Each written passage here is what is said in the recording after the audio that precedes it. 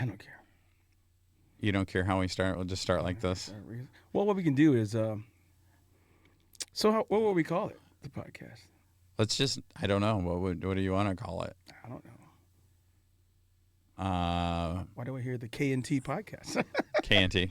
No, dude. TNT. TNT. Toby. Nobody knows my real name. They don't? Okay. Well, some people do. K&T. I don't know. We'll figure it out. Yeah.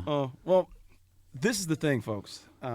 Myself, Toby T, formerly of 99.1 WSMK, and this guy who's a world-renowned DJ who he's very, very, very humble, DJ Kid Mix, decided one day we would get together and do a podcast. And we sat down. We haven't really formulated everything, but this is how it's going to start.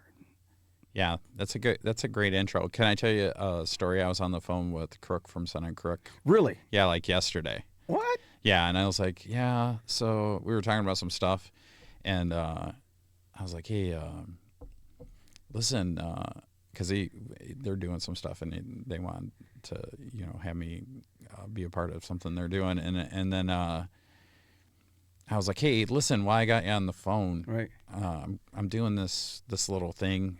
We're doing a podcast, so if you guys would like to be on or something, if you'll check us in and stuff. He's, oh yeah, definitely. I said, yeah, it's gonna be me and Toby T. He was like, no. He was so excited.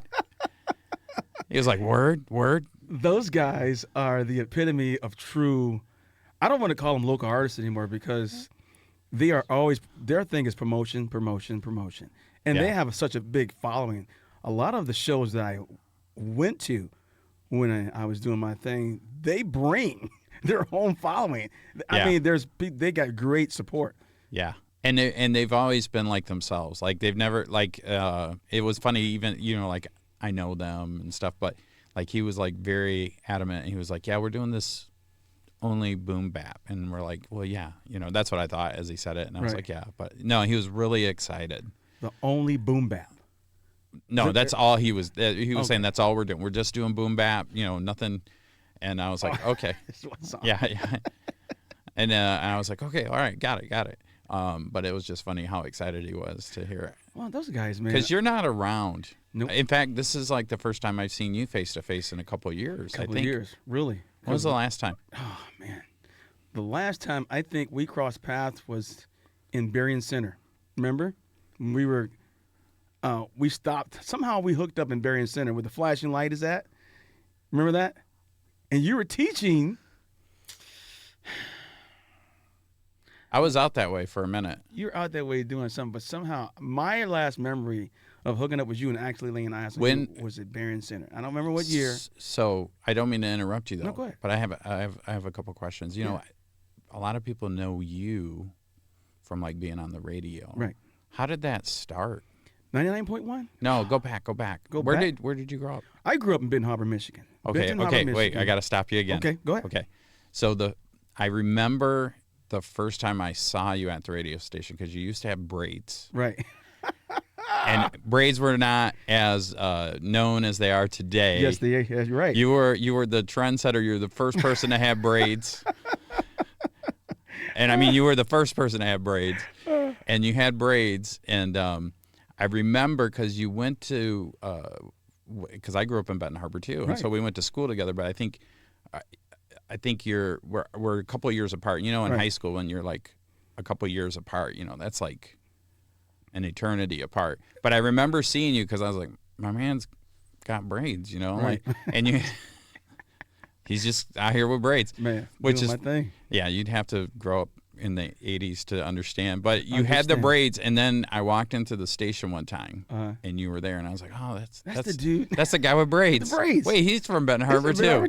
All right, go ahead and finish. The thing is that growing up in Benton Harbor, and this is pre-mystical, everything. This is like. And in Benton Harbor, because we were going through like a Jerry curl phase, S-curl. Dude, You remember Jerry those days? curl, S-curl. And high top fades. It was hot top fades. I had them all, man. I couldn't quite get my Jerry curl quite curly like my brother could. He can do the Michael Jackson curl. I would be just like the small curl, and you have to just comb it back. Yeah.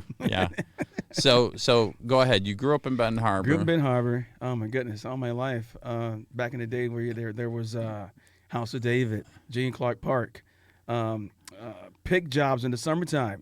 That was me. I went to Morton Hill School. And right across from Morton Hill School, the very renowned known Morton House, which which recorded all of the trade of the Indians and the local people there coming across River St. Joe. And so that was something that, as a kid, I grew up in, looking at all that. But back then, there was the Shadowland Ballroom. And years ago with that, when I'm not sure if you remember where the actual train tracks are that turn and allow boats to come in. Oh, yeah. During that time, Navy ships would come in. All the Navy guys would come in, and there would be a festival there on Gene Clark Park near the Shadowland Ballroom. There would be big dances. Yeah. That's how prehistoric I am. And I remember that stuff as a kid. Hey, did you ever go to the skating rink by the Armory? The skating rink, G&W skating rink. Yeah. Yes, I did. Not a lot of people skated there, though. Dude. Do you remember the big hump in the floor? Do you remember that there was like a crack that they patched? Only thing I remember was when you heard the train whistle. Yeah. If you could skate, get into the train. If you can't, stay in the middle. Because once the train got going, you could feel the wind of everybody skating so fast. Did you ever go to the Wiz? I did not ever go to the Wiz. I was a little too young. Your parents probably wouldn't let you. It was wild at the Wiz. I was a little bit too young then. And once I got into the Wiz, it phased out. Yeah. And so my day I was pre all of that. I grew up around Soul Train, watching Soul Train. I was so young. Yeah. And during that time, the 80s, how old was I? Man, 1980. I was about 15. What was your graduating class? My graduating class was 86, class of 86. Okay. But I graduated from Coloma. I didn't graduate from Benton Harbor. Okay. And the thing was that they were busing students to a different area to learn. And with Coloma, I was one of the first black students who was able to go to that school. Yeah, I remember when they that. entered the segregation thing. So it was a tough time for a lot of us. But my grandmother my mother who grew up in the Jim Crow era, they were like, hey, don't go over there and don't be. Mom, it's 80. They don't do that anymore. Well, there was some tension, though. I remember when you guys first started going, because I had some friends that actually went to Coloma, too. I went to Coloma, rode the bus the first day, right in, and my grandmother always told me about people, if they call you the N-word to your face and they're with picket signs, don't get off because something bad's going to happen. And I saw that, ends go home. And I was like, this is 80. They're still... And I didn't get off the bus. I said, I'm not getting off this bus. Kids get off the bus. And the bus went right back to Benton Harbor, dropped me off in Barron Homes where I lived. And my mom was like, no, you're not. She threw me back in the car and drove me back to Coloma. She said, you got a chance to get a good education, so go, Yeah.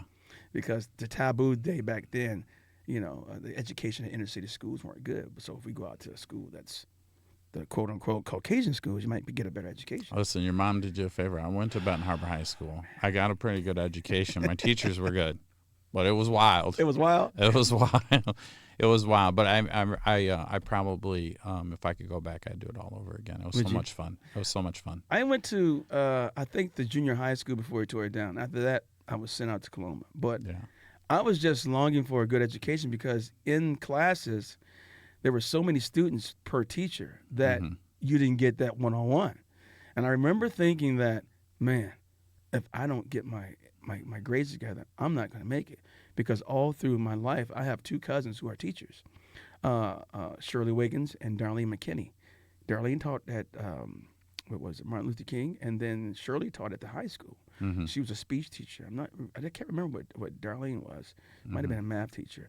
And all through the years, they hey, get your education, go to school, become something. Back then, in the schools, they had different skills: wood shop, auto shop. They did the construction, building houses.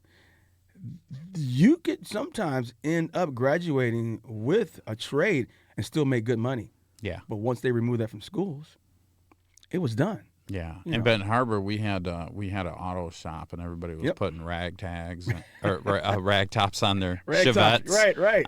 Running boards too. Yeah, running boards and the spacers and the rims. Right. There were so many Chevettes and Escorts that had rag tops in the city of Benton Harbor that was And Benton Harbor spearheaded that because whenever someone saw me, if I drove a car with a running board, are you from Benton Harbor? Yeah. Everybody from Benton Harbor has running boards on their cars. I made like my cousins because I had one other cousin that grew up in Benton Harbor, but all my cousins that didn't grow up in Benton Harbor, they're like, do you guys always wear baseball hats? I remember that. Is that a thing in Benton Harbor? You always wear baseball hats? Well, I think in some ways we were the trendsetters of certain things because we were just wanting to be somebody and be important. But not to cut you off though, but you mentioned Berrien Homes. Have you been? Do you remember? He goes by DJ Camouflage, but do you remember? Yes, Lil Kiki. I do. Yeah, I am a follower of him on Facebook and Instagram, I believe, and he's still doing music and putting up on Instagram and I think a little bit of TikTok. He just released an album, and on the cover he has Mercy Hospital. Does he? That's his album. Where he's like crouching man, up. That is. It's speaking dope. of Mercy Hospital, that was a landmark. They should never tore down. Because a lot of people were born in Mercy Hospital, and I don't see how that didn't become a landmark, a historical landmark. But yeah, my mom and dad, they had a house on Union, but it was more towards the Fairplain side. Okay. And but my mom worked at Mercy. Really? And I remember when she came home, she said, "I think Memorial is gonna merge with Mercy," and they said, "But don't worry, they have no intention of shutting down Mercy." Sure, they did. Yeah. And then to see it all play out, it took them a long time. They kept it for a while. That building eventually ended up turning into some type of education, and they started doing some different programs. Because when I joined the medical field through Powhatan, which was in Niles, that's where you went to learn how to do phlebotomy, become a phlebotomist. Before I joined the hospital. Yeah, I think they had the lab there. And we're jumping so far ahead. My gosh. Yeah, let's back up. So, anyways, I was just thinking of Camouflage. Shout out to Camouflage. He's in the Kalamazoo area. He just dropped an album. It was dope. I listened to it. But I remember him. Yeah. So me and him were buddies, and I would go to Berrien Homes all the time. He was a DJ. I was a DJ, and I remember, and he was much younger than me, and I was I was a DJ on like high school dances because I was in high school, right. and I thought I was the stuff, and they're there's this kid, he's really good, he lives in Berrien Homes, and my buddy dated a girl that lived in Berrien Homes, so we spent some time in Berrien Homes, and then I went over to his house, and he goes, check this out, and he puts this record on, right, and it's like a mega mix, but it's on the record, and it's just dope. It's just fire. I mean, it's his just stuff. Yeah. How did he? Yeah. Crap. Yeah. He was. I don't know how old he was. Maybe he could leave it in the comments, but he was like 13. Wow. And had he had actual albums out when he was like 13. And I just remember thinking to myself, I need to step my game up. And also, you're DJing high school parties. What are you doing wrong with your life? Well, for me, that was the dream. If you're DJing high school parties, we were like, we've made it, because and Camouflage. The funny thing about it, we lived in the same housing community. And I never met him until I went to the house party on Union. Yeah. And somebody said, "Oh, this is Camouflage Kiki." And I met him. He was so quiet, poised, reserved. Yeah. And he nodded his head. "What's up, man?" Yeah. And went back to. Yeah, dope DJ. I'll never forget. I can't remember the mixer. Small, black, silver. He had a cardboard piece right on the side of the mixers. When he mixed, it would hit the cardboard piece and tape. That's what every DJ did. They taped a piece of cardboard to do the crab scratch. Yeah. And that's when I was like, this dude is awesome. Yeah. And I left the party and never saw him again. Yeah. Because I was on my thing. Yeah. They said you need to check him out. I can't remember how we actually linked up, but I remember going to his mom's place, and his bedroom was upstairs. Right. And I went upstairs, and we were just chilling. It was like a summer day, and he was like, check this out. He didn't say this is my record. No. He was very quiet. And what we would do is we would listen to records. Because I think Cube had just dropped that first solo album. Yeah. Oh, gosh. And he was like, have you got this? And I was like, yeah, I got it. And we were listening to records and stuff. And then he goes, check this out. And he puts this thing on. And it's just this crazy, wild mega mix and this crazy, wild scratching. And I was like, that is dope. And he was like, yeah. And he shows me the album cover, and he's like, it's him. You know, like it was for a group. Like Right. he was doing the scratching for a group that was recording out of that recording studio. Was it Beware Studios? Beware. Yeah. Beware Studios in Benton Heights, Yeah. Michigan. Yeah, they were recording out of there. But anyways, so we're getting sidetracked though. I know. So you grew up in Benton Harbor. Right. And then how'd you end up at WSMK? Like, what were the steps to get there? Long story short, I was always a lover of music. I used to carry this boombox around when I didn't have anything else. My mom was so poor, man. We couldn't afford nothing. I carried this radio box around. I always listened to this station called WIRX, Rock 107. Mm-hmm. And the guy I would listen to was Pat Mooney. Mm-hmm. And I listened to that, and I would listen to the voice, and I say, I want to do that one day. And I was so poor, I'm like, yeah, it'll never happen. Well, fast forward back to 1993. 99.1, Smoking 99.1 was born in Niles. And mind you, I had never heard of an urban station until I listened to 99.1 because we couldn't get GCI from Chicago. I couldn't get Detroit station, and we didn't have any internet then. No, this not is by the era of internet starts happening. I hear Clint Steele and Leapin' Larry and Mo Reeves, Cool V, Big Daddy TC, you know, and I would listen to it every day. And I was LMC College. I said, one day I'm gonna get off. I'm gonna go and check those guys out. You know, I was going to LMC College. Got off early one day, went up there, and I met the general manager, Kathy. Mm-hmm. And she's like, "Oh," I said, how are you doing up here?" I said, "Well, I love the station. I would love to be an intern here." She said, "Well, we don't need any interns, but we could. We can have somebody log music." I said, "Cool." So I started logging music for them whenever I got out of college. I remember that. From LMC, I would go up there every day as I got out my classes. I'd log music. I would meet all the different DJs, and back then you have to have an FCC license Mm-hmm. to even be in the building, the log music, or if you had to run the pots for remotes. And so I got my FCC license. I really thought I came in the mail like, ooh, FCC license, you know, they don't do those anymore. So you had to put it up on the wall. And fast forward a year later, 1994, Big Daddy TC had problems with Cool V. Mm-hmm. Profanity would sometimes come out over his show. He said, "You do one more mess up, and you're out of here." I'm there on Wednesday night, logging music, and these guys came in. He interviewed them. They were a rap group. He had the show called The Cool Out Corner, Cool V. Mm-hmm. And they played a song, and mother. I would say it, but my kids right there. But and 10 minutes later, out steps Big Daddy TC, who was the program director at that time. Now, Big Daddy, I don't know if you know him now. He is a giant. Yeah. Deep voice. Deep voice, walks in, boom, Yeah. boom. What is going? And if you know the Big Daddy TC, what the boop, boop, boop, Yeah. boop, boop, you mother boop, boop. Yeah. I don't know, Daddy. I've been here blogging music. He goes in, kicks everybody out of the studio. He tells Cool V, pack your SHIT and get out of here. Bone, you're on and don't disappoint me. Yeah. And I look at him, what? Get in there and run that spot and don't say nothing. Just run the music. He's out of here. You're on. This is your show now. You better figure out what you're going to say tomorrow when you go on the air or you're out of here. I'm like, huh? But mind you, I've never did anything but at night when I would go in late after I got off out of college. What's his name? Oh, my God. I'm getting old. Oh, because he ran the Quiet Storm. Master T Yeah. ran the Quiet Storm. So he would leave and go and get something to eat around 12 midnight. And he taught me how to run the pots, how to turn up the volume, lower it down, how to fire the commercials when it came time to fire commercials. Every 30 minutes, commercials. Top of the hour, commercials. Run the line.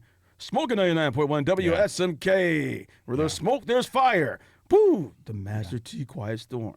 So I would learn how to run the board at night. And it was harder back then because they had the carts. Remember the carts? The carts, yeah. Like 8-track tapes, you know, and you had to run the carts, press the button. Sometimes the cart went, and sometimes it didn't. Yeah. And so I learned the old school way. And after I learned it that way, I had it down. So when he told me to go in there and run the pots, I already knew how to do that from being there late at night with Master Yeah. T. And so I sat there that night, man, what do I call myself? Well, they already called me T-Bone. I just say Toby T-Bone. Yeah, Toby T-Bone. Yeah. So I would practice, what would I say? We were playing hip hop and R&B. And I just got the slogan, it's a hip hop and R&B swing, it's a T-Bone thing. And I practiced that all night. It's a hip hop and R&B swing, it's a T-Bone thing, smoking 99.1. And when I went on, I did that. Big Teddy, he drove in the next day. Where'd you get that from? What? Hip hop and R&B swing, it's a T-Bone thing. I just thought of it last night. I like it. Keep it. Yeah. That was him though. I remember, so just to interject, they tried to get me on 99.1 like 2 or 3 times. Mm-hmm. And Big Daddy TC, Right. I go in there and he goes, I want you to do mixes for Dre's, because Dre used to do Right. the weekends. Remember that? Yeah, Dre. And he was like, I want you to do mixes for Dre on the weekends. And I was like, okay, cool. And I was like doing these R&B, like I was trying to go, like I was going real urban. And he was like, but you're the DJ at Pubblewood. Is this what you play at Pubblewood? I was like, well, I play, this music, and I play like some Chicago house music. He goes, and he got mad. And he said, you better send me some mixes with the Chicago house music on it. Sound like Big Daddy. But he's so tall, and he had Yeah. I can't, my voice can't even, because he had like a raspy voice too. And I was like, yes, sir. It's the Big Daddy. Yeah. He was a cool dude though. He did all the blues stuff. It's So the when, Big Daddy. so to jump around a little bit, Okay. you're on the radio. That was because there were some different times through SMK, and you have to refresh my memory. So you had the evening show for a while. At the evening show for a while. Yeah. And what the thing would be, every summer the owner would come in and reset the place, Yeah. fire everybody. Yeah, I remember that. I'm like, fuck, I just started this job. Yeah. It's been a year. Yeah. I'm making a name for myself. Yeah. I'm trying to get, and then my dreams are ripped out of my guts. I'm fired. Yeah. And I'm like, what do? I go back to logging music. Yeah. Go back to logging music. Show up every day, log the music. They do a couple of remotes. I do some remotes. I run the pots. I stuck around. I said, well, maybe if I stick around and things start popping off again, I might have a chance. Mm-hmm. And so that's what I did. I hung around the office all the time. What do you need? You want me to go around and get something? Music log? Yeah, I'll do it. Toby, you don't have to. Don't worry. I'll have nothing else to do. When I moved to Niles, I pretty much was in my apartment by myself. So I had nothing but time. Get off from the hospital, go to school, radio station, home. Mm-hmm. And that was like a schedule every day for me because I wanted to make it. I wanted to make it big time after hearing the other radio DJs, And by this time, I've seen BET. I've heard WGCI. I've heard those guys, how great things are happening for them, But at that time, I didn't know that the radio station was seriously poor. Yeah. So you had to innovate yourself. Back then, that was during the era of everybody selling mixtapes. Mm-hmm. You walk into a mom and pop store, somebody's selling mixtapes or a CD. So I kept myself visible. And when he ever come back in, he's like, we need to start DJs up. Toby, what you doing? Nothing. Hey, there's a new kid coming in. His name is Dwayne Wayne. He's going to get things going here, and you work with him. Okay. So I met Dwayne, and he was this charismatic, very, how should I say? He was Dwayne. He was Dwayne. He was very, how to say this without sounding like a butthole? I'll say it. Go ahead. He was very confident in himself. There you go. And he did have a tendency to focus on whatever goal he had. And I think sometimes when he was focused on his goals, he would kind of forget that there are people. Yes.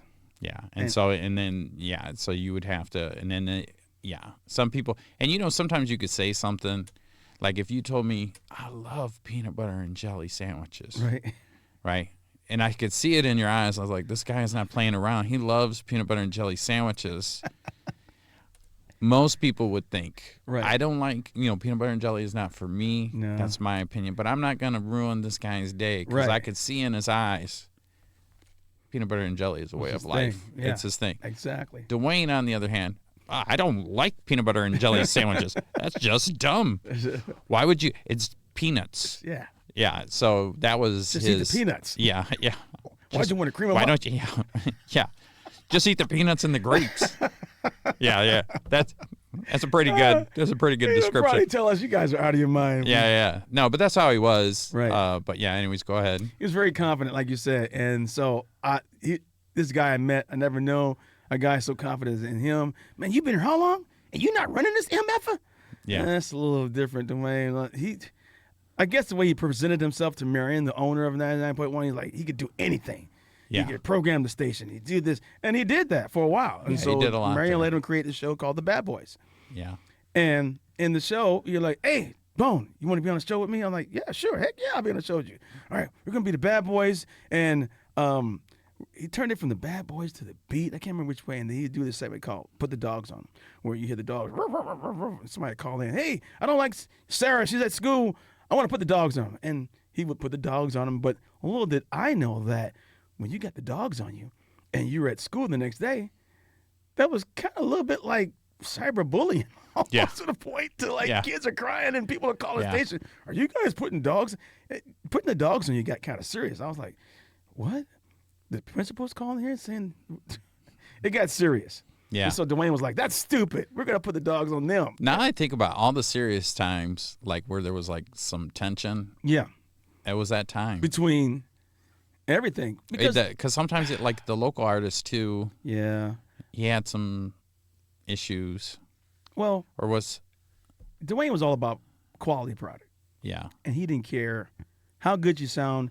If you didn't mix it down, or if it wasn't his way he thought it should be, then you might have a little hard of a time. Me, on the other hand, I'm a little bit more kind of guy like, I want to help everybody, Yeah. but you got to have things mixed down. It was to the point where when Dwayne eventually left and did his own thing and went to Japan, I was still standing there. And so I would say, well, I want to do something for the local artists. But it got to be the point where local artists, they didn't want to mix their music down, to the point people are running up on me in Walmart and Myers. Man, you didn't play my... It got to the point where I started toting a pistol, you know, because it got pretty grim. People running up on me, mad because... And I had to tell people on the radio when I do a disclaimer, you know, I'm doing this for the local artists. I'm not getting paid for it. And if you're going to do it, let's do it to where people can really hear the quality of your music. And don't run up on me while I'm out with my family, because I consider that a threat and you might get hurt. Mm-hmm. You know, so it went to the point where I stopped going places with my wife, and I always go to the store myself because I always get run up in either Walmart or Myers. That's the community place where you run up on people and meet. So it got better when I started explaining to people, hey, you got to be quality, and you get a couple who give you a little bit of quality, and then there's some who didn't do it or didn't want to do it, or they slip a curse sound. But it got to be so stressful there working there as a DJ, because you're this public eye, this local icon that everybody think that you're a big guy. But me, I took it as though I'm a regular guy doing a phenomenal job that I love, and I want to be regular. I'm not. People get in that position. I'm the man, and they start wearing all this bling. I just wanted to have fun and get the music out there. During that time, I met a lot of people. You know, I was doing my own hip hop show on Comcast. You know, I met all the people that you can meet: Montel Jordan, TLC, Boys and Men, Tupac, Aaliyah, R. Kelly. You know, I met all those people. I joined an agency in Chicago where you play extras. You get in, I took it as though it'd be an opportunity to get in, and hey, here's my song, my mixtape to R. Kelly and those guys. But they get that music and they give it to a guy, you know, you don't know where that's going. You never see it. So I played it quiet. I wouldn't, even though I'm very excited inside because I'm meeting this person. Like, how you doing, Toby T? And then I would get parties and stuff like that to go DJ.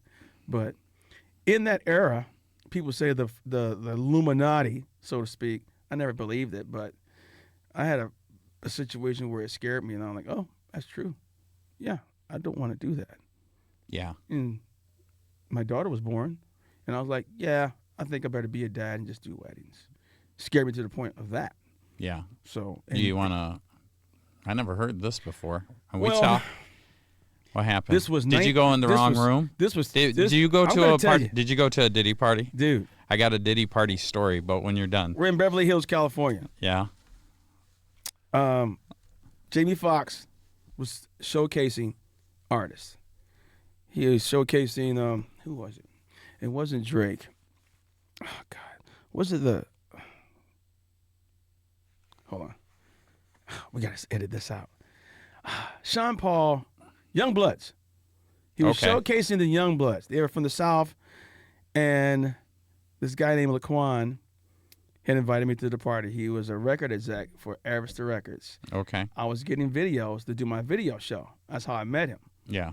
And by that time, they were sharing free videos. They sent them to you. You figure out how to get to the video, and they get you the music. And he's like, "Hey, I've heard you DJing 901. You know, come on down to the party. We're gonna be having the Young Bloods in Chicago." Da da da da da. So I went to Chicago, met them, met the Young Bloods, did a little DJ set, and then they invited me up to Beverly Hills, California.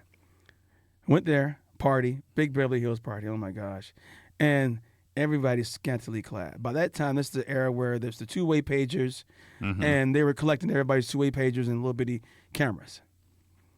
And I walked to the left, and Laquan said, "Hey, that's the guy who wants to meet you. His name is Tony. He's a record exec, you know." Okay, cool, whatever.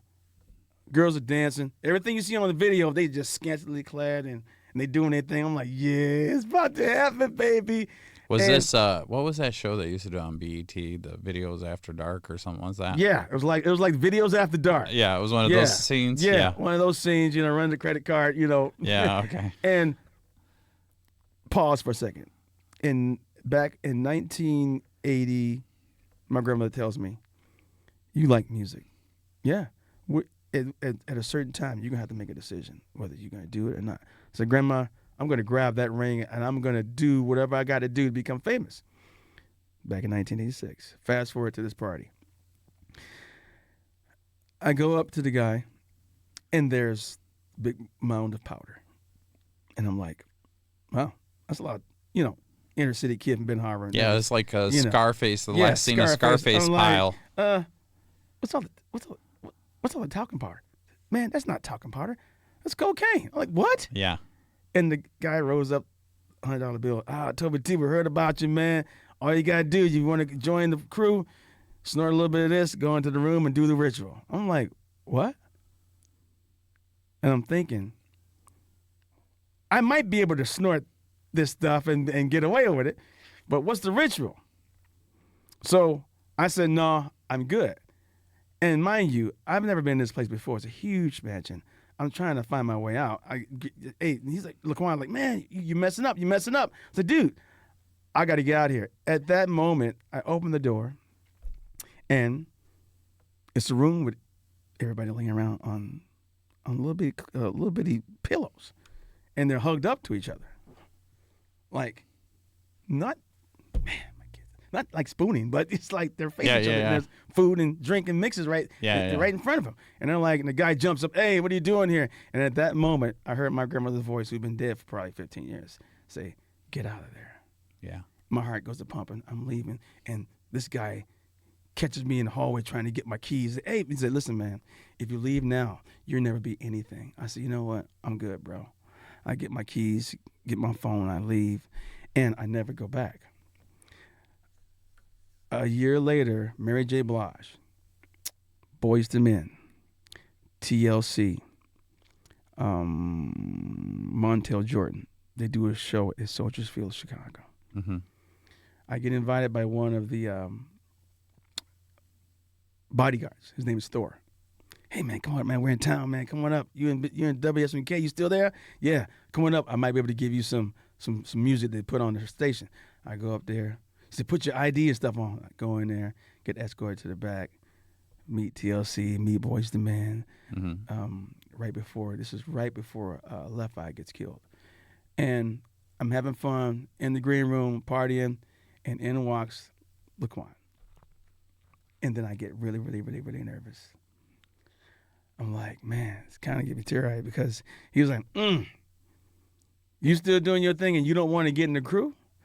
I said, "No, man." I got up and left there. And after that, I didn't do anything else because I was so afraid. Yeah. And he would tell me that, "We still know you're DJing. We still watching you. When you're ready, come on." Mm-hmm. That part of "we still watching you," I didn't know how they were watching me. They knew every concert I emceed. They knew. The last time I heard from Laquan was when I was working for Power 95.7. I had left 99.1. We got fired again. I got tired of it. I went over to 95.7. Worked with Kid Mix, not Kid Mix, but the other dude. What was his name? Mike Jacks. Mike Jacks. Yeah. And Rick Ross came into town. Century Center, I believe. And met Rick Ross, got ready to bring him to the stage, bring him on. He was smoking mad marijuana, in front of the police. Mad marijuana. I mean, but the blunt was so big. Loud. And loud. I'm like, man, how is it? He just walked right past the police and hit the stage. And there's Laquan. I'm like, what the? I keep running, dude. And he's like, man, why do we keep meeting like this? He said, this is made for you. And I said, I'm not ready to sell my soul, bro. He said, everybody do. Why can't you? And I think it was the good home bringing from my grandmother, who was always there. She was a church hymn singing grandma, big stick. And she was so brutal with her discipline. I think when she told me that, I was like, whatever, I got to get out here and do my thing. That I don't think I was ready for it. Mm-hmm. And I had never told nobody about this. People were like, man, you were going up. What happened? You just never quite get your peak there. You plateaued out. And I was like, I didn't want to sell my soul. And so when I stepped away from radio for a while, you would hear like Jam Master Jay got killed. DJ AM dies of drug overdose. All these artists are dying of drug overdoses. And I'm thinking, to me, were these guys asked to be into this group, and if they didn't do what they were supposed to do, were they were so far into it, were they rubbed out? Or a lot of things started going through my head, so I stepped back from radio. By that time, my daughter was born. Maya was born. And my wife was like, you know what, why don't you just fade back and just be wedding DJ? I was like, well, you sure? So that's what I did. That's what I've been doing. Mm-hmm. Raising my kid. She's 10 now. And as a father, you try to do what you can for your kids. You're going to make mistakes, especially with girls. Boys, I hear, are easier. Mm-hmm. Girls are delicate creatures. They get those monthly gifts that you got to be around for. And like, hey. Whoa. Yeah, I know. Whoa, this ain't that type of podcast, my guy. I'm just saying. They get those monthly gifts. Whoa. So, I don't know. Just talking about growing up in Benton Harbor and then the Illuminati. We got to lock in. Focus on the music, I suppose. I'm sorry, man. I'm all over the place. I'm ADHD. We do that. We start so many different things and we don't finish them all. But so as you were talking about, I was thinking about a couple of things. You know, Arista, that label was started by Clive Davis. Yes. And Clive Davis also gave Diddy his shot. Yep. And there's even some speculation in some circles that might have been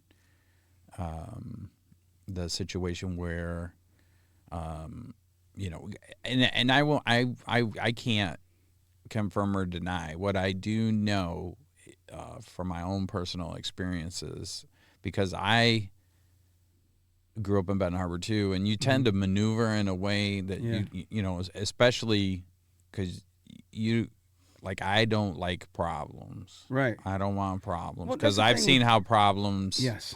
So I was always, and I still am to this day, which is really kind of funny. I'm extra sensitive to things, but like there is so much excess and like it's weird. Like I remember DJing at a nightclub in Grand Rapids, and we would have different DJs. We'd have different DJs every night, and we're in this DJ booth, and one of the DJs got like this Polaroid camera. He said, "Hey, I got this Polaroid camera," and I was like, "Okay." You know, there were times we're broadcasting live on the radio. I got a minute and a half to bring the next song in. What does that have? You know, I don't understand why you have a Polaroid camera, right?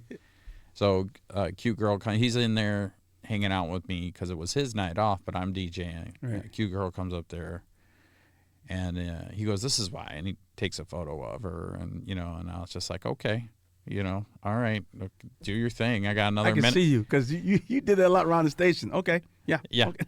yeah. Because I got a minute and a half for this next song to come in, and then another DJ comes in that DJ at that nightclub too, and on their nights off. I think we were friends, Uh-huh.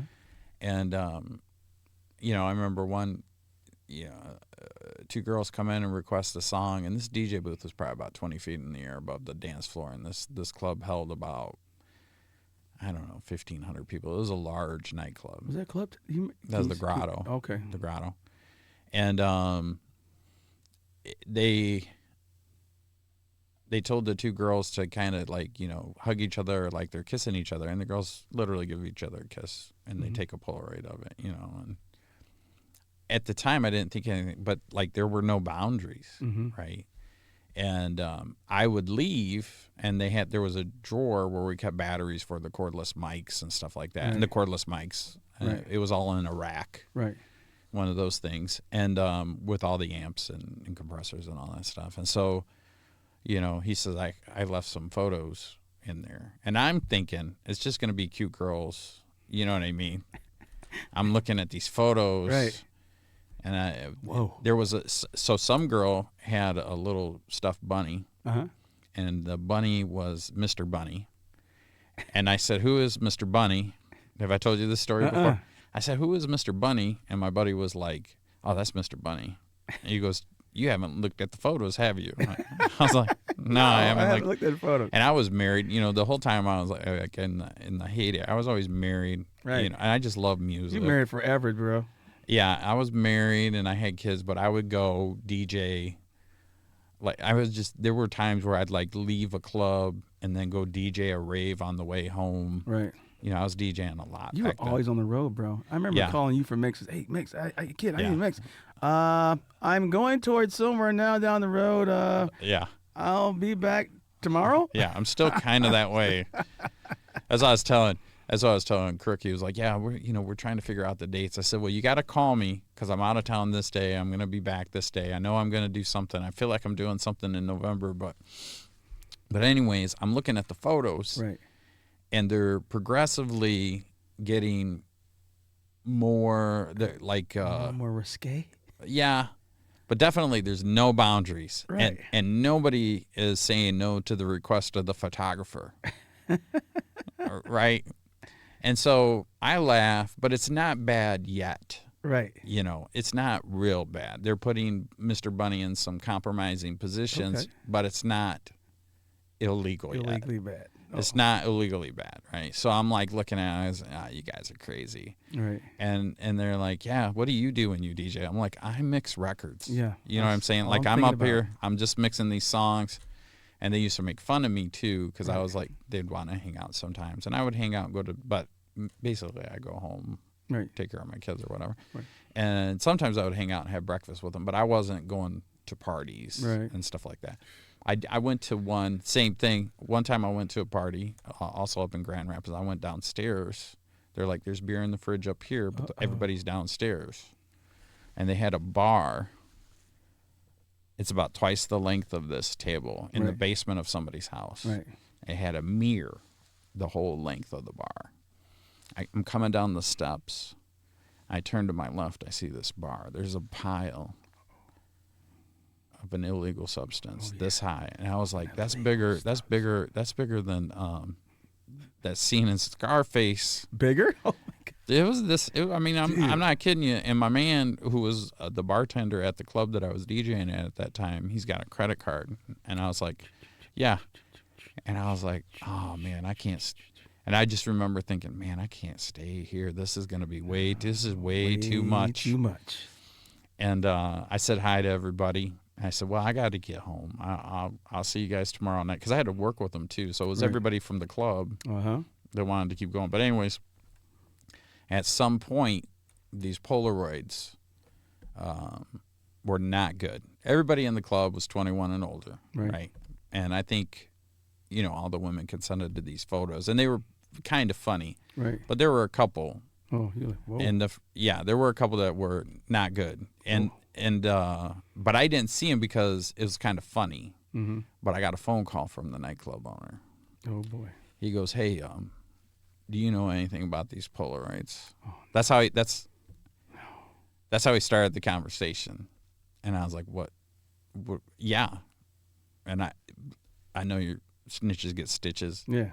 But I was like, end up in ditches. I folded quick, man. I was like, I was like, they were paying me well. Right. You know what I mean? You can't mess with the dough. And oh boy, was cool, and he was mad, but also he was also like he thought it was funny. I could tell in his voice, and I was like, well, that was Corey. And he was like, effing Corey. God, yeah. He goes, my accountant, who is like 50 years old, needed a battery, ran up and she's, get rid of these photos. And I said, well, Corey did it. And he goes, I'm going to call Corey. I'll talk to you later. And he hung up the phone, and we laughed about it later. But they always like hung out when I DJ'd. Right. And I do remember. You made the scene, man. He showed up that night. Did he? The next time I DJ'd, because we were all there.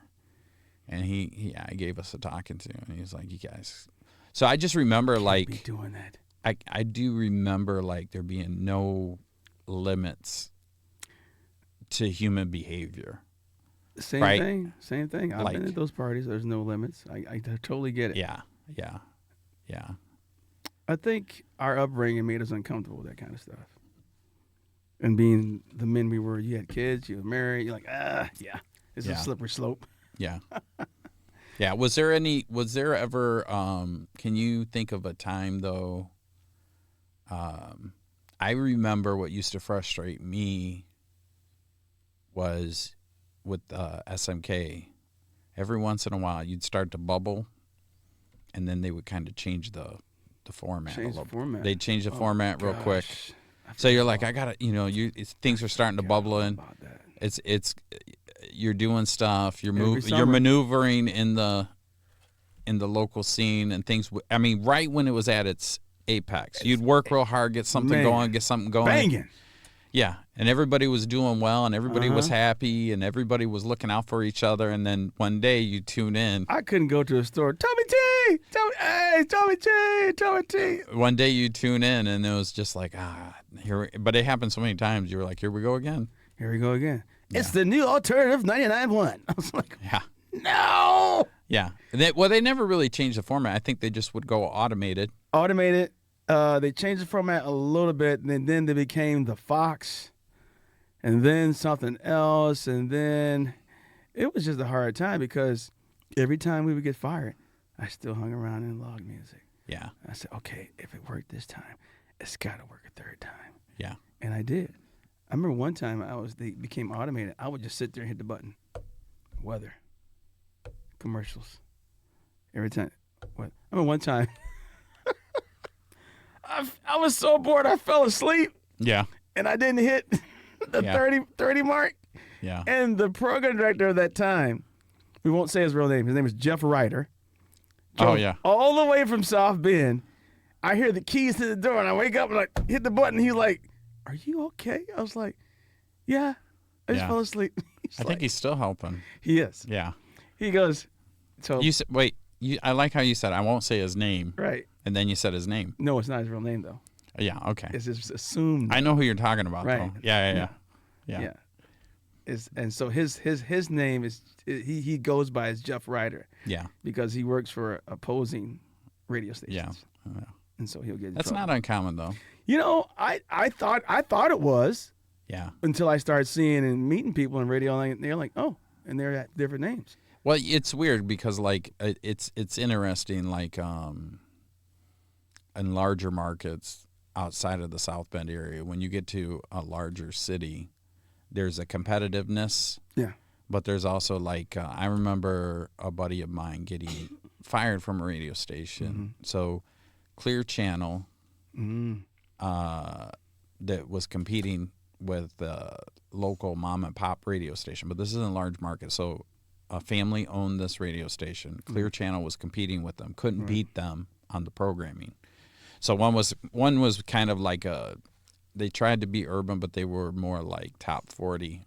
They were rhythmic, but they leaned more towards pop. And then there was this family-owned station that was just straight up urban, and that station dominated that market. Wow. And so Clear Channel couldn't beat them on the programming, and they would try to change their format, and they hired a bunch of people. And so when they couldn't beat that station, they said, hey, how much for the station? And Clear Channel bought the station. And when they bought the station, they fired everybody. Wow. Yeah, they fired everybody. But I do remember that my friend, when he got fired from Clear Channel, that some of his friends that were actually from that station, later on down the road, they left Clear Channel or they went to a different station. They're like, hey, what are you doing? Why don't you come? We got this project. And so the individuals stay in contact. I still have friends that I met at other radio stations, and they still network. They still look out for each other, but sometimes they get competitive. But we're very lucky in the South Bend area that it's not as competitive. The money. Let me ask you a question. Yeah. Knowing how talented you are and still is back then, have you ever been approached by somebody to do more than what you do and compromise your moral? Have I? Yeah. No. Yeah, that's what I meant by I'm super sensitive. I think the reason why is I didn't go to the parties. Okay. Because at the time I got you. It's always starts off as a party. Yeah. It always starts off as a party. And then you show up, and the one time was just a party, but because there was no boundaries, right? You know what I mean? Like anything goes, right. And I remember seeing little snippets, and it's the same thing. Like my grandmother made me promise not to join a gang. Yeah. But my family's Sicilian, so she wasn't talking about the Bloods and Crips or Vice Lords and GDs. Right. She didn't want me to join the mafia, right? Because my family's Sicilian, so. But I went to, when I was 16, 17, I went to Florida. Right. And my mom said, you got to say goodbye to your grandma before you go to Florida. My cousin was like, come down to Florida. We're doing some stuff. I said, all right. So I go to my grandma's house, hang out. She makes me a chocolate cake. She always baked me chocolate cake because I liked it. And I had the cake and, and as I'm getting ready to give her a hug and leave, she's got tears in her eyes. Wow. And I was like, Grandma, I'm just going for the summer. Right. I'm coming back. It's my cousin, but I didn't say that. Right. I was just processing it in my head. And she was like, promise me you won't join a gang. And I grew up in Benton Harbor, Vice Lords, GDs. Yep. GDs, disciples. Right. Yeah. And so I was like, first of all, I was like, how does Grandma know about GDs and Vice Lords? She's a little old Italian lady. Yeah. But she wasn't talking about that. So we get in the car, and I'm talking to my mom, and I was like, why is Grandma, yeah. I was like, how does she know about gangs? She goes, and my mom was like, this is my mom too, also Italian. She was like, honey, she's not talking about your little street gangs. Your little street your little street gangs. Your little street buddies.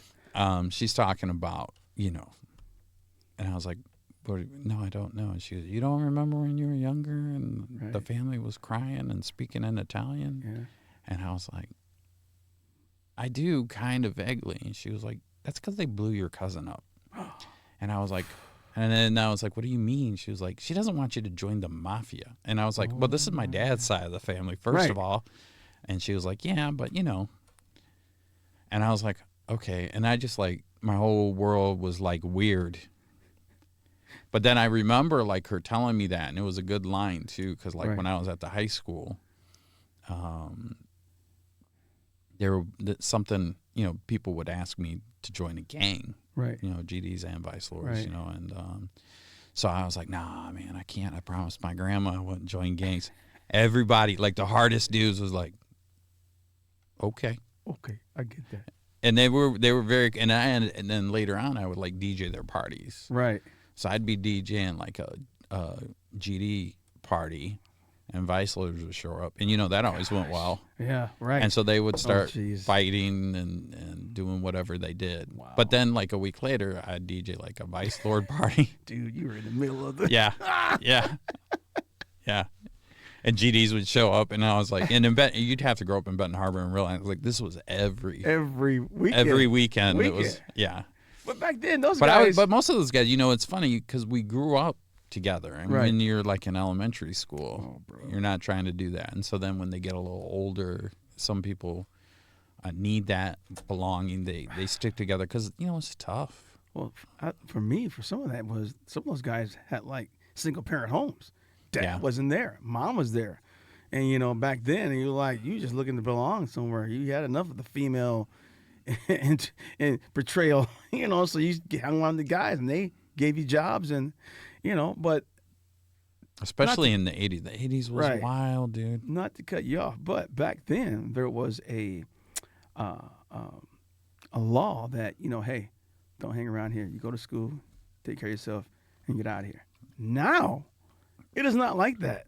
They want everybody. They don't want you to go to school. Yeah, get it. And it's a little different. It's a little crazy now, don't back. It's Yeah, but I just remember like that being instilled in me to avoid certain issues, and then also seeing some of the things that I experienced DJing some of those parties. Right. Like life is not a game. You don't want problems because little problems can escalate quickly into big problems. And I always, still to this day, it still lurks in the back of my mind. I go to a restaurant, I'm like checking everybody out, trying to figure out what's going on, who's sitting where. Me too. And it's just, but I remember, I think that's why I was never really approached in that manner. Most of my work was, I DJ'd, I did mixes on the radio stations. Right. And then whatever city I had a mix show on, I would DJ at least one night at a club. Right. And I would show up, DJ, get paid, and then go home. And then I was always so focused on making money to take care of my family that I would, I remember, for probably about 5 years, I didn't sleep on the weekends. Right. I realized that it was bad because I was like, I would go. I remember I DJ in Benton Harbor. They wanted to put my name on the flyer. Okay. So my buddy came to me and was like, "Look, kid," and I said, well, "I got a DJ in Fort Wayne, right. or, whatever city it was," and I said, "I can't." And they're like, "Well, why don't you come early? And we'll pay you such and such. Mm-hmm. We really want to put your name on the flyer. Right. You don't even have to come. Just let us put your name on the flyer." I said, "No, don't. I'll come, and I'll come early, but I got to leave early to get to the next spot." So I would show up at a spot in Benton Harbor or the St. Joe area, and I would DJ from like 8 until like 9:30 or something, like some crazy early time. And then I would drive to whatever city I had to DJ in. And usually I'd start at like 11, whatever. Right. And then I would get done around 2 or 3. And then there was also a time when these people were throwing these raves like crazy. Oh, gosh. And so I would catch a rave. I'd do like a 3 or 4 o'clock, like a 3 a.m. to 4 a.m. slot on the way home. And I would do that every weekend because I was maneuvering basically the Great Lakes states. Like I was on in Green Bay, dude. I was on, I remember all that. Yeah. I remember you and were telling me. The Green Bay thing was just like he was talking to the guy from Fort Wayne. There was two program directors. And he was like, "Oh, you gotta get Kid Mix. He's pretty good with that." Dude. And then the guy from Green Bay reached out and he was like, "Hey, you want to do mixes here?" But you forget too, that you're doing that stuff too. So then when you show up, like I remember, I DJ'd on I can't remember the radio station, but I DJ'd in Green Bay for a while. And then when you show up, sometimes like you forget. Oh yeah, Fort Wayne was the interesting one because I DJ'd on the radio there for like 2 or 3 years before I DJ'd there. Mm-hmm. And you forget, because you're not there. And I'm like, this is when we used to record CDs and send them to them. And send them to them. And then I DJ'd there, and people were like, I listen to you on the radio all the time. You're one of my favorite mix show DJs. Yep. And I'm like, I don't even, because I know people from the club that I DJ'd at in St. Joe for a year. Dude, your mixes were highly, highly sought after. I was like, I know Kid mix. I gotta have a mix on my show. You know, I remember calling you Saturday night, and you might have been going to Fort Wayne. You pick up, hey Kid, I need a mix. He said, dude, I'm on the way to DJ.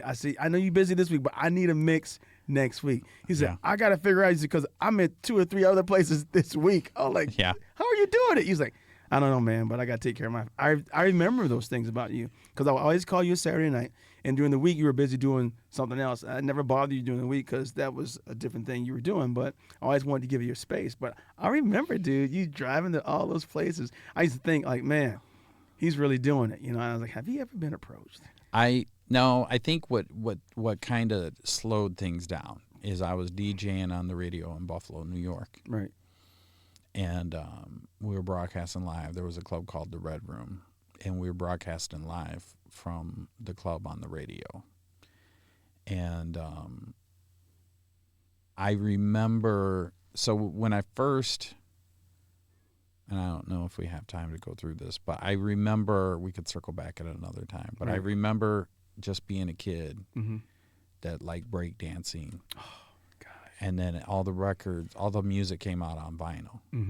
And I remember my friend Doug, like, grabbed the record and scratched it, and it sounded just like the scratches that you would hear on these records. Right.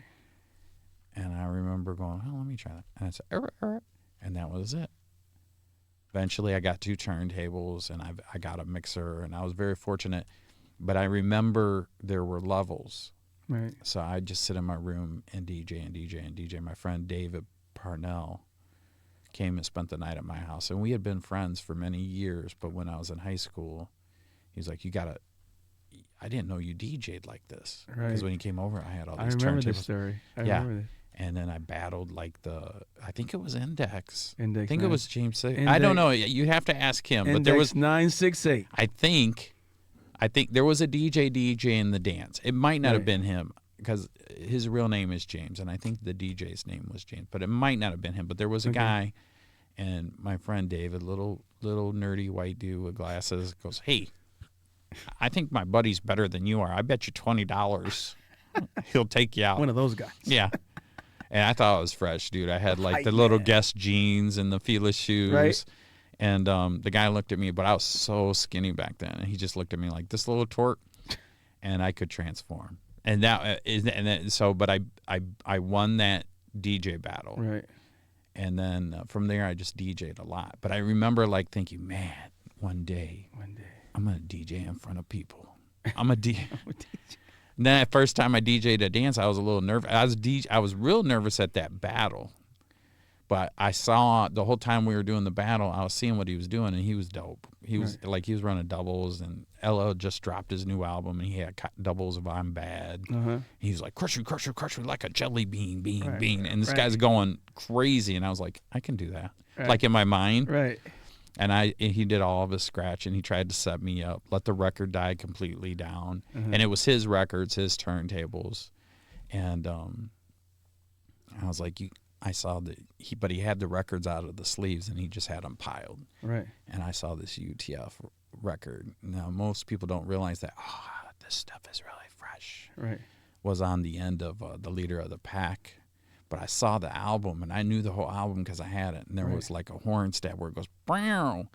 And earlier that week, I had because Jazzy Jeff just did this Transformer scratch. Right. Nobody was doing it. Nobody's doing it. And I just figured it out that week because I was I would sit in my room for hours, and I was like, he's like playing part of the record, but he's not scratching it, but you hear it, and I just got lucky, and there were no YouTube videos.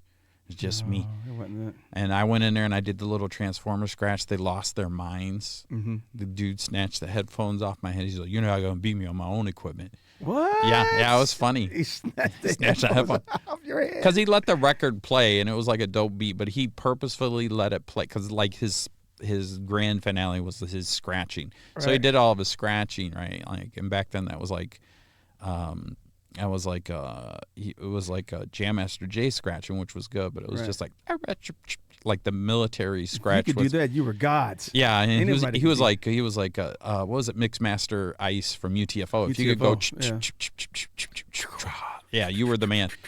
And he did that, and I was like, oh, he ain't transforming though. Right. And he actually, I think he was scratching that Leader of the Pack record, and I was like, hold on. I went to where the horn stab was, and I said, like that, and they just went crazy. But I remember DJing those dances at the rec center, Okay. and I was like, this is cool. And I think we got paid $50, and we split it. It was me, Poppy, and David. Right. And it was $50, and we split it 3 ways. But really, we just went and bought records with it at East Main Records. You ever go there? Yeah. Yeah, Paul. Mr. Tony. Mr. Tony. Yeah. Paul Tony. So we would just buy records there, and then then I remember when I DJ, I went to Pebblewood, and this cat was playing this music from like When did you start at Pebblewoood? it's like 92, 93. Okay. And this cat that was there, Icon, Yeah. remember Icon? I He was do. DJing there, and I was like, dude, he was playing these songs from the B96 Mix Masters. Yeah. And I bought records like at record stores, but you couldn't find those records. And I was like, where do you buy that? He goes, dude, I go to Chicago. These are Chicago records. Chicago And he goes, you can come with me if you want. Right. I was like, all right, when are we going? Yeah. And so that's how we became friends. Right. And we went to the record shop. And then I said, well, I DJ too.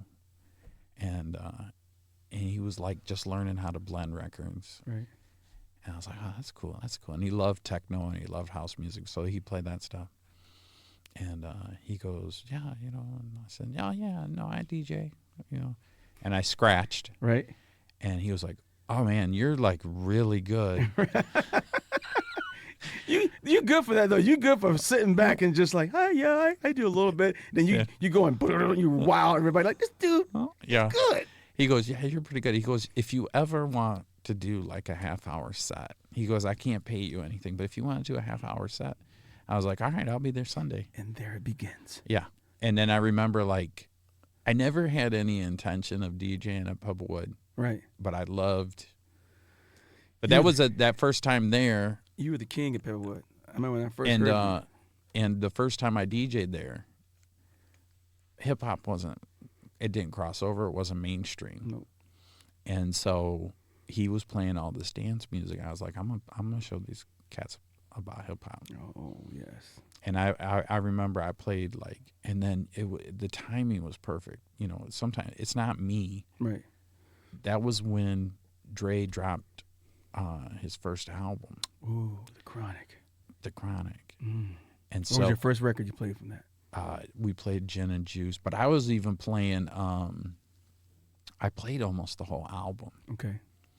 But I remember like that song dropped, and I was like, "Oh, we gotta play it. We gotta play it. This is going in my set." So much drama in the LBC. and I remember, and then shortly after that, Snoop's album dropped, and that was like 10 times bigger than Dre's album. And that "What's My Name" song, that's how I started my set. It was like and the crowd would just, and we would hit them with the lights, dude, and everybody would like, there would be people on the sides. Pebblewood, it was pretty big, but like there'd be people on the side, and they just start running to the dance floor. It would go wow wow wow wow. I remember that. And then I would mix that stuff. And then when he was older, because it was a teen dance thing, right. And he wasn't real happy with the owners because he was playing techno, and some of the people, techno was starting to phase out. Yeah. And they didn't like the techno. And then he was old enough to go DJ in a bar. Right. And I do remember him like saying, "I'm quitting, I'm done." And I was like, "Oh, okay." And I was like, "Man, if I could get this gig, if I could just DJ here for the whole night." Right.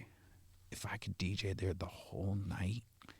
And I said, "Well, are you okay if I just reach out to them?" And he goes, "I guess." like he wasn't really okay, Right. but we were friends. Right. And so I reached out to him. They're like, "Oh yeah, you're okay." Yeah. These were We old. loved your stuff. No, they weren't like you were. No, these are old like Greek guys. They Okay. used to throw stuff at each other in the office Oh, and yell and geez. scream. And but they were like, "I don't care, as long as It's not that techno. Yeah, well, So then when I started DJing there, and then that really, but I remember DJing there, and I think they paid me $80 a night. Really? And it was just on Sundays. When did you meet Kenny? That was probably a little bit later. We made a record, I think, in '95, so I met him a little bit before that. I had to be 21. Right. So I think I DJed at Pubwood. I was like 19 or 20. And then I do remember going, you know what? If I DJ twice in 1 week, I can make some bread. $160. Make some big bread. Yeah. But the problem was I Back then, wasn't stuff was 21. I wasn't 21, so I couldn't get into the even the little bars to DJ. Yeah. And then I think this is where it's a little fuzzy. I think because Pebble was always busy in the winter, Mm-hmm. but the summers were dead because people go to the beach and stuff. Yeah, so They weren't dead. It'd be only like 200-300 people, and there'd be 1,000 people. Still, bro. And we hired. They said we want to hire somebody to come in. There was a new radio station, brand new radio station that everybody was talking about. It was 99.1. Was it? Yeah, and I can't remember which came. I don't know if it was Cool V or Terry Strong. There's two stories. One is Terry Strong came and did he did he hosted one night. We bought advertising from the station. Right. But I think Cool V. So that was the first WSMK encounter. Right. And so Terry Strong's there. He's from the radio, and he's hosting. And we had like 300 or 400 people there. But in that space, it wasn't as busy as it usually is. Right. But there were a few more people when he was there. And I just remember thinking like, oh, this guy's from the radio. I gotta do my best tonight. Right. Like tonight, I gotta shine, baby. I gotta set it off. And then it was a good night. Right. There were no mistakes, and afterwards, Terry Strong was like, "You're really good." He goes, "I got this thing in Fort Wayne." He goes, "You wanna?" He said, "You wanna? If I'd like to hire you to DJ." He goes, "It's on a Saturday night," and I think it was at Billy's. You ever been to Billy's in Fort Wayne?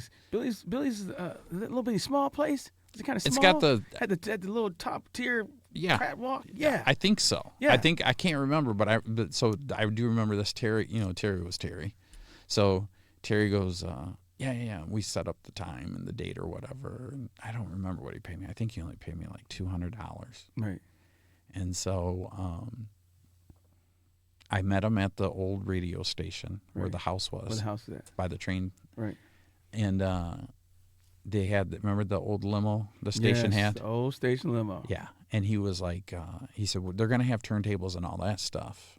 You just need to bring your records. So I had my nice little record case. I thought I was the stuff going out of town in a limo. With a little record case. And we hopped in the limo, and I was like, and I do remember going, well, this limo's a little older. Like, it smells a little stale. Yeah, I was like, man, this. But I got in, and him and we just chopped it up the whole way down there. And he was asking me about stuff, and I DJ'd. I remember when we got there was a dude in like this. I remember how the cats used to wear those like purple suits and stuff. You used to wear suits when you were younger, but he was wearing a purple suit and a tie. Right. But he was way older than me. Right. And he was mixing, and he was playing like R&B music, and I was like, these. I used to be real cocky when I was young. I never said it out loud, right? But I used to think in my head like, I'm going to destroy this dude. Destroy this guy. I was like, him. Yeah, this is my first time in Fort Wayne. I'm about to limb by limb. Yeah, I was like, I'm gonna rip it up. But that's what you're supposed to be, though. Yeah. You know. So I was like, thinking, all right, I'm gonna scratch this first. I'm gonna do these tricks. But they didn't promote the party, right? I do remember that it wasn't that busy. They never did. Yeah, it wasn't that busy, and so we rode home, and then that was the first SMK thing. And then Cool V was younger, and he liked coming to Pebblewood. Mm-hmm. And he was like, I'm Cool V. I'm from SMK. And I was like, oh, yeah. You guys got that limo. That limo. And he goes, yeah, dude. He goes, I got this show, man. I want you to be on there. And in each one of those little levels, right, I just remember thinking, man, if I get one more gig, I was like, oh, it'd be cool if I could get one of my mixes on the radio. Right. And he said, make a mix, bring it to me. I said, all right. So I make a mix. And you weren't there that night. And it was, but I didn't know that he got fired, and Larry was there. Leaping Larry did me so dirty, dude. What? He did me dirty, dude. What happened? I never told you this? No. I get there, right, at the station. I got a cassette. And you got to keep in mind, dude, like I recorded this mix and I'd get a little mistake and I was like, that's not good enough. This is going on. I got to redo it. So I did this mix like 4 times. It was just like a half-hour mix. Right. I get one that I like. I'm still not happy, which is a flaw that I have. I always have to make sure, but I give it to Larry, right? And they had the carts and stuff. Right. He goes, what's going on? I said, well, I was supposed to come up here and see Cool V. And he was going to play this mix for me or something. So I don't know. He goes, Cool V ain't here no more. And Cool, he was a cool dude, but I could see him making the mistake and playing the wrong, playing profanity or something, So, and Larry had a smirk on his face, like I'm running the show now or something, Yeah. And I said, well, shoot, because it was a little bit of a drive because I drove from Bridgman, to Niles. Dude. And he goes, well, I suppose we could play it on Smash It or Trash It. And I was real arrogant back then. I was like, oh, psh. You don't smash and trash my mix. No, I was like, go ahead and play it. Get ready to, and I think Smash was popular. Yeah. Or something. It couldn't have been Smash or Trash, but it was something like that. Whatever. And Larry was there? Larry was there. I think he was filling in. It might have been the transition. I don't know. Or maybe you were tied up or something. I don't know. But he was only there that one night. Okay. Let me finish the story though. Okay, go ahead. Okay. Sorry.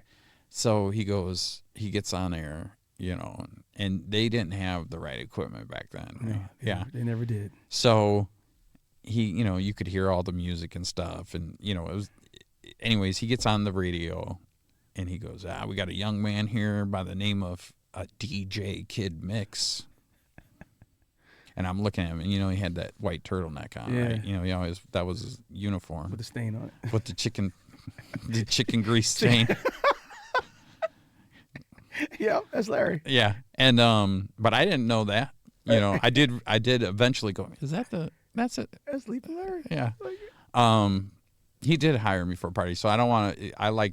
Listen, I have nothing but love and respect, but he did me dirty. At that moment, he was doing me dirty. So he goes, we got this, we're going to do Smash or Trash. Call in if you like it. If you don't like it, let me know, right? So he's playing it. Phone rings. Oh, yeah, you definitely got to smash that. That's off the chain. Right.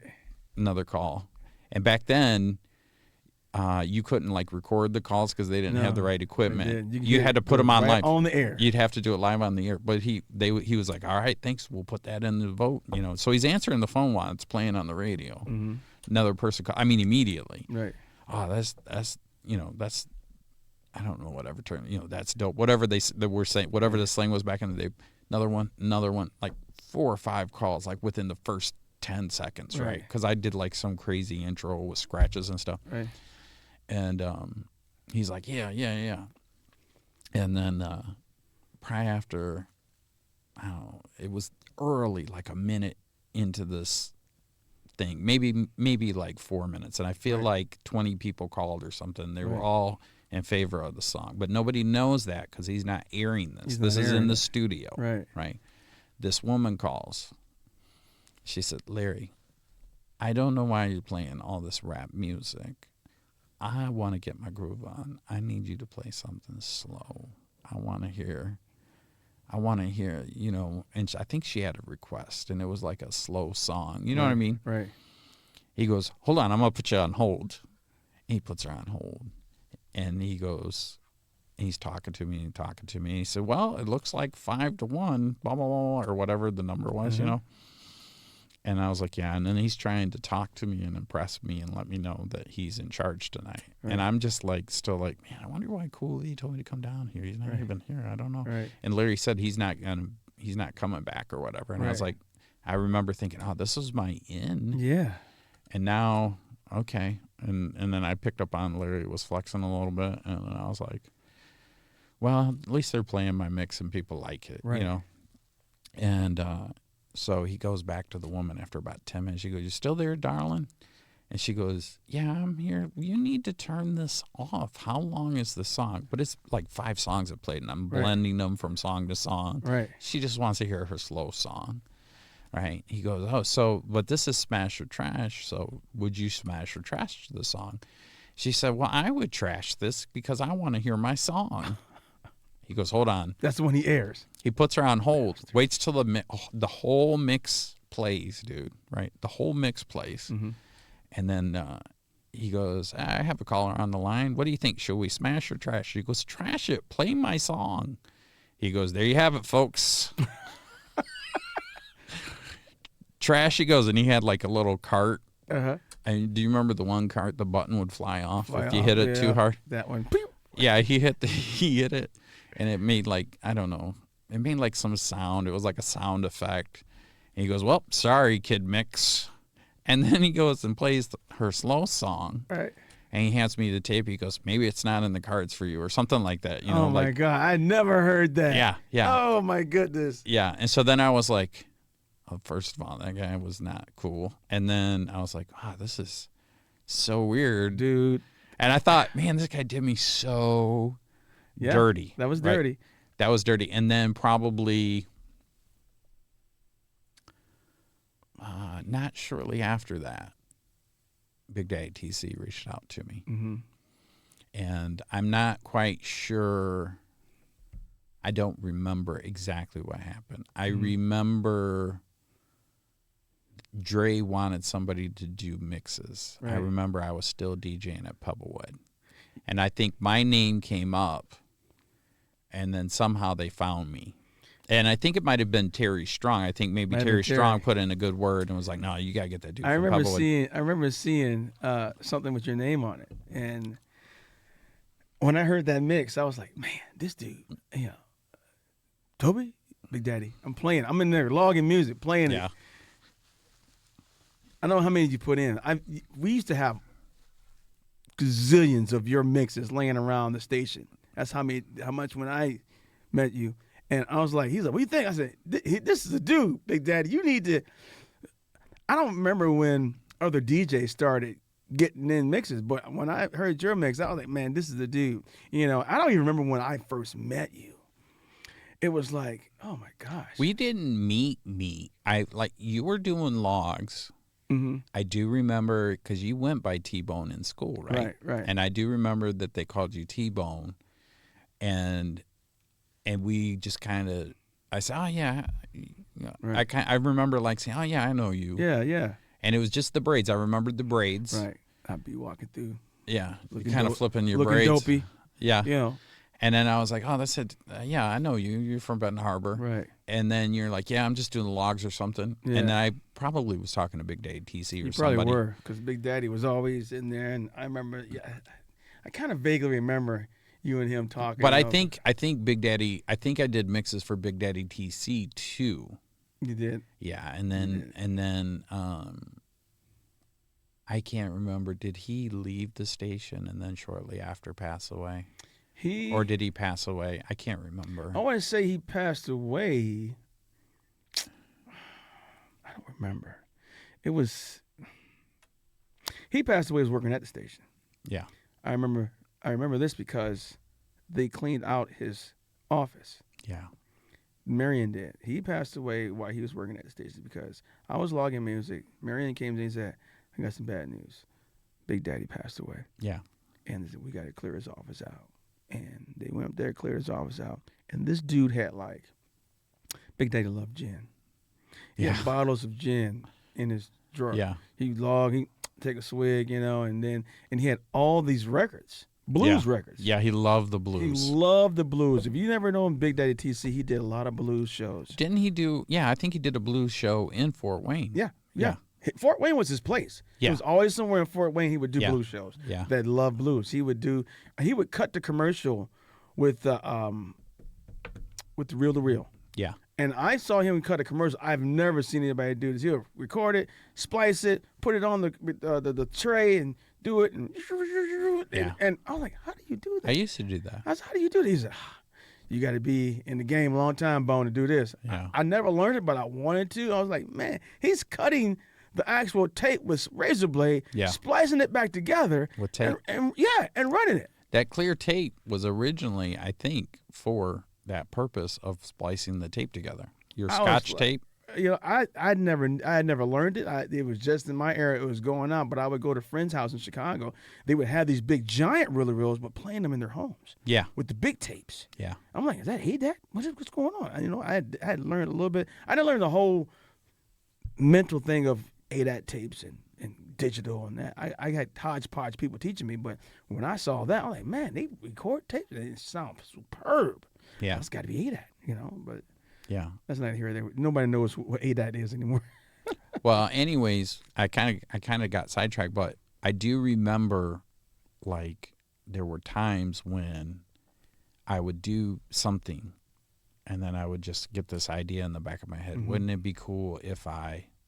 So when I was at Pebblewood, it was like, wouldn't it be cool if I DJ'd somewhere else another night to make a little more money?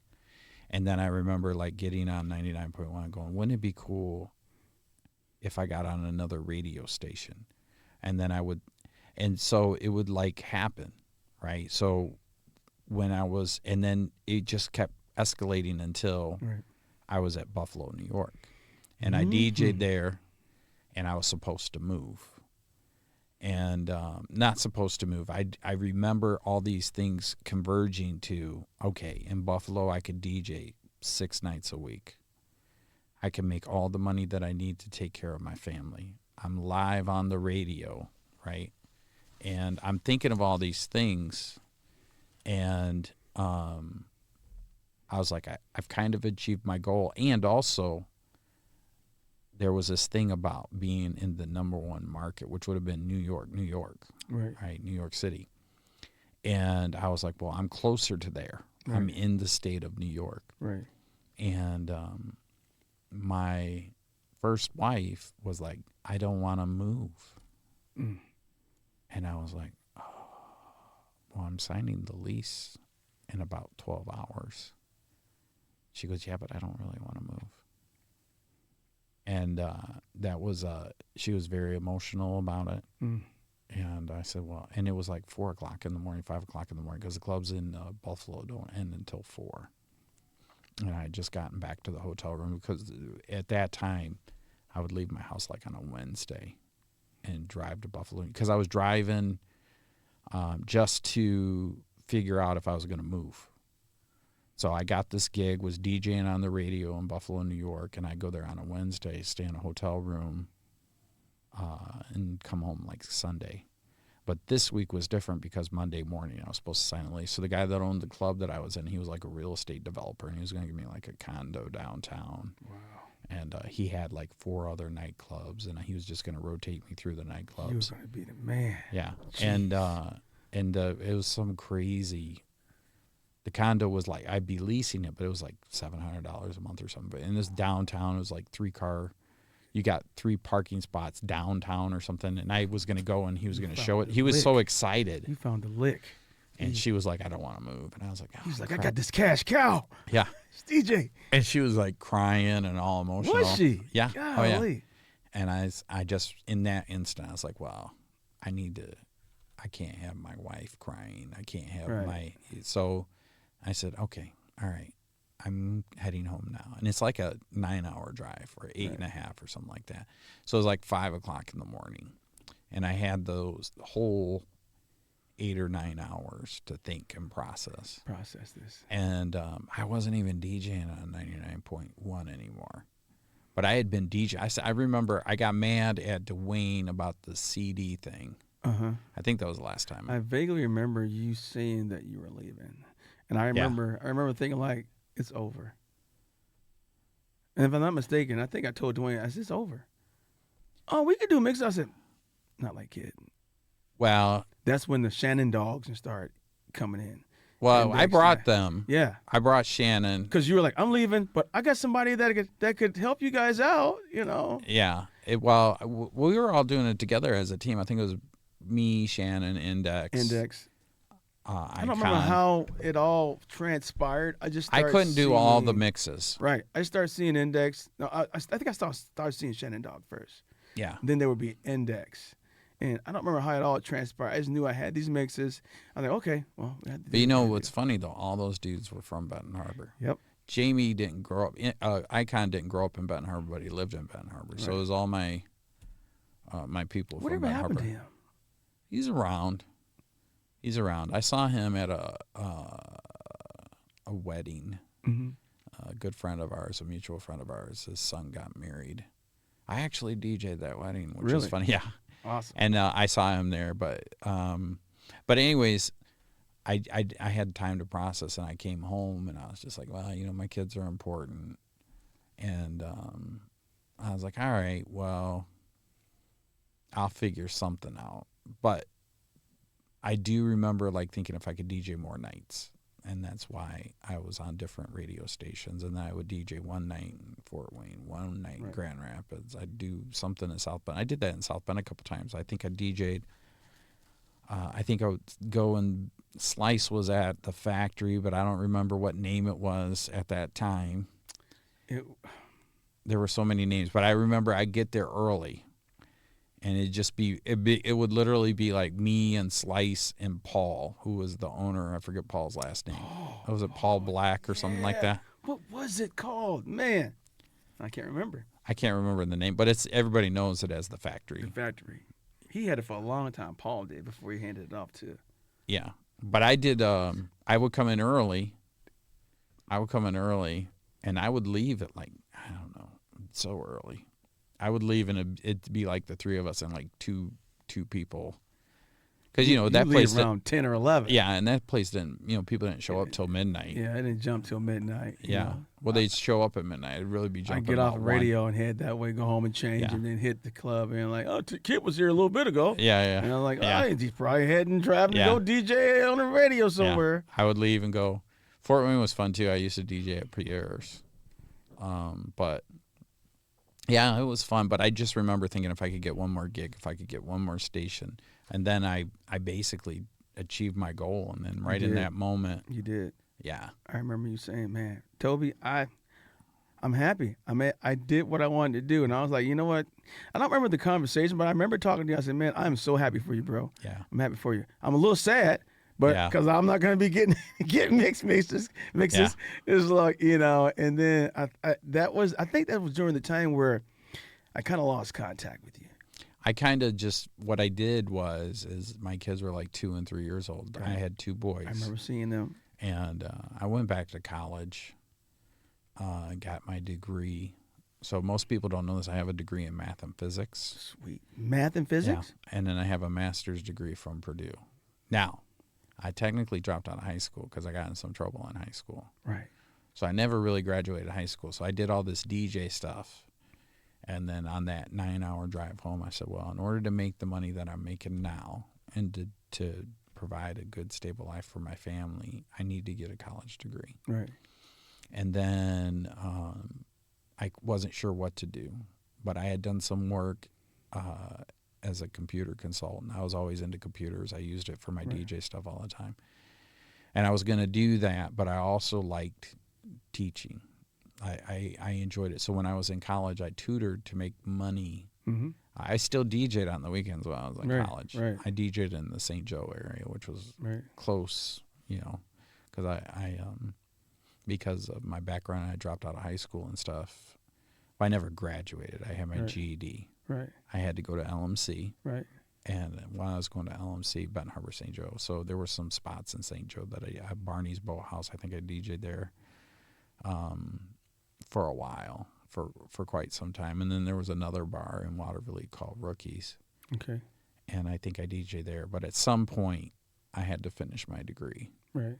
And but I DJ'd a little bit. I was going to college and taking classes and doing all that stuff. But yeah, and then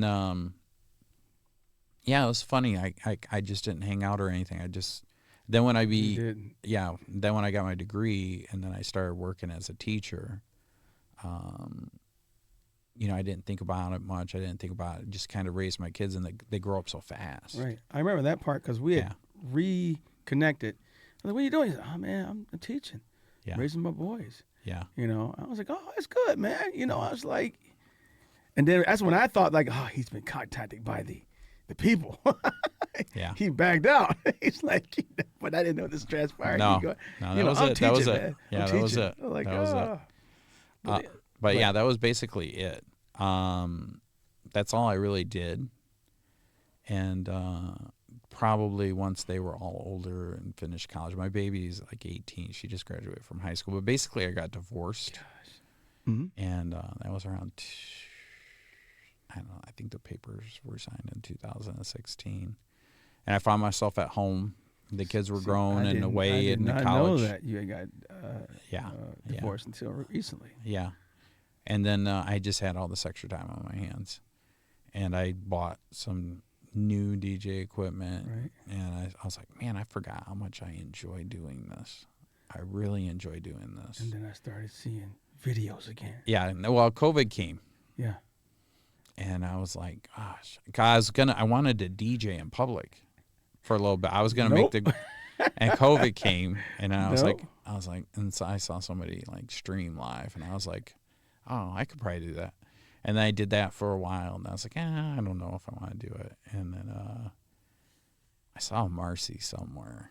Right. Where did I run into her? Marcy's the general manager of 99.1, guys. I saw her somewhere, and she was like, hey, kid, you want to do some mixes for us? And, Marcy, I can't tell Marcy no. Right. Marcy's. And then I got real busy, and I reached out to Marcy again. I was like, Marcy, I'm really busy. Right. This is pretty much me in a nutshell. I was, I'm really been busy. I've been struggling to get the mixes done. And I said, I don't think I could keep doing the mixes. And she goes, well, you don't have to, but if you change your mind, let me know. Right. That's Marcy. And I said, okay. And then I stopped making mixes for a little bit. But I had already submitted like 100 mixes to them. Good. And what I didn't know is she kept airing them. So she was like recycling some of the old mixes. She's the recycling queen. And I just thought that was, and I didn't realize it. And my son called me and was like, hey, I thought you stopped doing mixes.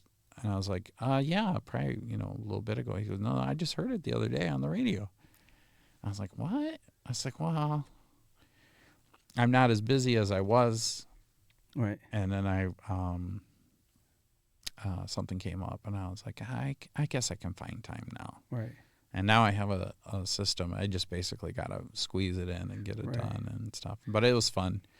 But I do remember at every step. And then once you reach, I remember, oh, man, if I could just do this at an arena, if I could just go up on stage. That's the next step. Then when I would do it, I was like, yeah. Yep. And then it was just like, but you're also like, oh, cool, this is what it really is, kind of like what it is. Or sometimes I was so nervous the first time I did I did a festival. Nelly at Country Grammar just went #1 in the country. He came to Fort Wayne. It was the Three Rivers Festival, and the other radio DJ's name was Iceman. What? From Hot 107.9. I used to do mixes on the station there, but this was my first time DJing at Fort Wayne. In front of a live crowd. Yeah, and I went there for sound check, and you see this big tent, and it's empty, and I'm like scratching, and you're getting used to it. And they'll tell you, do this, and I'm just up there doing my little thing for a few minutes, and I was like, okay, all right, yeah, I'm good. And we would swap needles. Right. So, because he had his needles, I had my needles, and you pull the cartridges out. And we would alternate. He'd go, then I'd go. So he went first, and he's done it before, so he's just like, yeah, cool. So we were playing the music in between the artists, and the radio hosts would get up there, and they would just, coming up next, blah, blah, blah, can you make some noise, blah, blah, blah. DJ Kid Mix. Yeah, and I remember going up there, and I had the needles in a little thing like this, and I had my headphones, and I go to put my needles in, and my hands are just shaking. Like I can't, because you got to turn them on, and I'm like, my hands are just shaking because I looked up, and that was my mistake. I looked up, and there's just people. Sea of far Hands as you in could. head. Like there were so many people, just as many people as you could see. And as I'm putting the needles on, they're talking. They're like, make some noise, blah, blah, blah, blah, blah. We got my guy Kid Mix. And they're getting the crowd hype. And I'm Woody. And I'm so, and they're, I'm a Hurricane. They're mentioning their names and the crowd screaming. And I'm like, I'm just shaking. Trying to get your damn needles on. I was just shaking, trying to Did turn anybody it. see you? I don't think they could see me. Maybe, but I was so far back and I was up on the stage and stuff. And my goal was to just play some instrumentals and just play a couple songs. But I wanted to go run through them fast. And, I used to have the stickers on my records for the cue points. The cue points, yeah. And so I was like, dabba, dabba, boom. And then on the other one, I was like, dabba, dabba, boom. And then they were like doing crowd work. They're like, say ho, ho.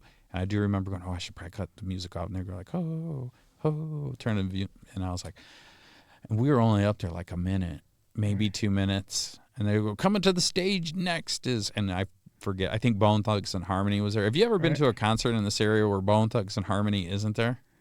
For the last, I don't know, about 5 or 6 years ago, you'd see stage, Bone Thugs and Harmony, Bone Thugs and Harmony. They were be in this area a lot. Any concert around this area, they performed. Where are they from? Ohio? Yeah. Those guys, they did something in Gene Clark Park before, I think, and then something at the Century Center. Every concert I ever DJ'd at in this area, they were on the ticket. Well, those guys were pretty hot back then too. Yeah. Right before Eazy-E passed, even still, they still have concerts around here. Oh yeah. It's crazy. Yeah, yeah. But anyway, so I just remember thinking to myself like, if I could just do this next thing, and then I would just like. You've done it, man. Yeah. You've done it. But now I just have fun. Well, I remember when you first started DJing again, you was like, hey, man, I'm going to start DJing again. And then I would start seeing your videos on Facebook. You sent them to me. Then I sent them to my page. And I'm like, is he getting back into it? I would run into Ken. I said, I think he's getting back into it, Ken. He's like, I saw that. I said, yeah, I saw it too. I was like, Yeah. Then you were somewhere in New Orleans. You had the Letterman jacket on. I was like, oh, he's out there DJing in New Orleans. I was like, no, I didn't actually DJ, I but thought you were. You probably I vacation or travel a something. lot. I'm like a mythical creature or something. Like people are like, hey man, I saw Kid Mix. He was eating macaroni and cheese. I didn't know he ate macaroni and cheese like me. You are. When everybody see you and they know it's you, they're like, he's got to be DJing tonight. Yeah. Because when I started seeing the videos, like he's back. And then when I did see the videos, it's like, you never missed a beat. I'm a little rusty. Well, to you. Yeah, but I'm a little rusty. To me, I'm like, you're a perfectionist. Well, I'm like, oh, he's still got it. Yeah. It's like, I was at Pablo's. Pablo, let me shout out to Pablo G. I was deciding on whether to get this Pioneer controller or I was going to wait for the Rain. I ended up going with the Rain because I had a Rain. You did? Okay. Yeah, and I know the mixer and stuff, but I said, man, can I come by sometime and just try to scratch on your Pioneer? He's got that Rev 7. It's sweet, He goes, yeah, no problem. And then the whole purpose was for me to scratch on it. Right. So he goes, yeah, come on in, and we chat for a second. And he goes, well, here it is. And he's got a setup kind of similar like this. He has a room similar to this. But he goes, here it is. And I was like, oh, all right. And I load up a track, and I load up the thing. And I'm just seeing if I can scratch. And I'm like, I did like, to me, was just a regular trying to see if I could scratch on it. Right. And it was so funny. Pablo was like, man. He was like, he genuinely was like excited. He was like, man. Like, and I was like, yeah. I remember that. Well, who was the guy? The DJ when Block Monsters did their first album. I know it was what named it? Was it 512 or something like that? What was that guy's DJ name? 512? Was there one? Yeah, Sean, right? Yeah, DJ 512, Sean. Yeah, so I had to go and pick up the CDs because I blended the songs like a mixtape, and he had them at his house. And I think he was like DJing for him or with him or something. I can't remember all the details. And he goes, kid, I want to play a sample for you.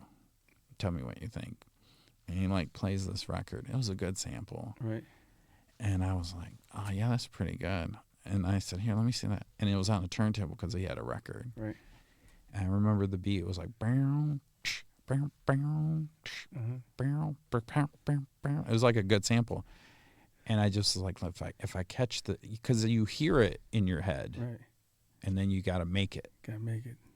And so I was like, let me see that. And I was like, branch. Oh, you made. Yeah, I did the beat. You did the beat. But I was just wanting to see how it would sound. Like the idea was in my head. And I think Biz was there. Somebody was there, and I remember him he's just doing it like it's nothing. He's just standing here. That's how you do, bro. Yeah. You got a talent for it, man. You're practicing in the room all those years ago. Yeah. You just it's like riding a bike. Even I think I'm a little rusty even when though. To your standards. Yeah. To your standards, because you know what you can still do and can't do. But if you do something that we are sure you can do, like, oh, he hasn't missed a beat, he still got it. Yeah. And that's good, because being a perfectionist like that, you will always be the person that everybody looks to. So, and I still look to you, man. I'm like, God, Kid mixes back into it. It's like, it's nuts. And I was really happy to hear that you were back in the music doing your thing, you know. But you're like, I like to do too much. I'm just going to do a little bit. Yeah. Basically, I don't try to book gigs, but sometimes people will call me and they'll be like, hey, it's like I DJ my son or my friend's son's wedding or something like that. Right. Or did prom? You did a prom? Yeah, I did a couple. I did Riley. I did like 3 or 4 things for Riley. I was like, oh, you did. Then I did Clay, and then I did. I think I did. No, I didn't. I think it was just Clay and Riley. I feel like I did one thing for Adams, but I'm not sure. I DJ at the Century Center a lot. See. Yeah. A man who DJs around the area and forgets who he's on DJ for. You know what's funny though? I would love to have that problem. Mac Main. So he's Good old Mac man. We DJ'd together.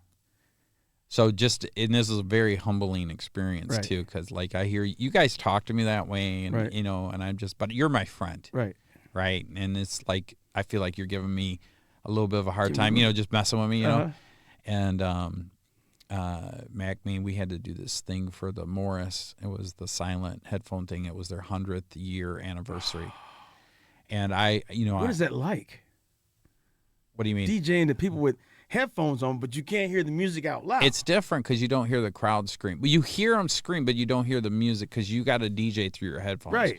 Which for traditional mixing, it's kind of hard to do because you usually need a cue, and then you need to hear the music out loud if you're blending, right? You need a monitor or something. Right. But you got to put on the silent headphones that they're listening to hear it. Oh, it's crazy. So that was a little weird.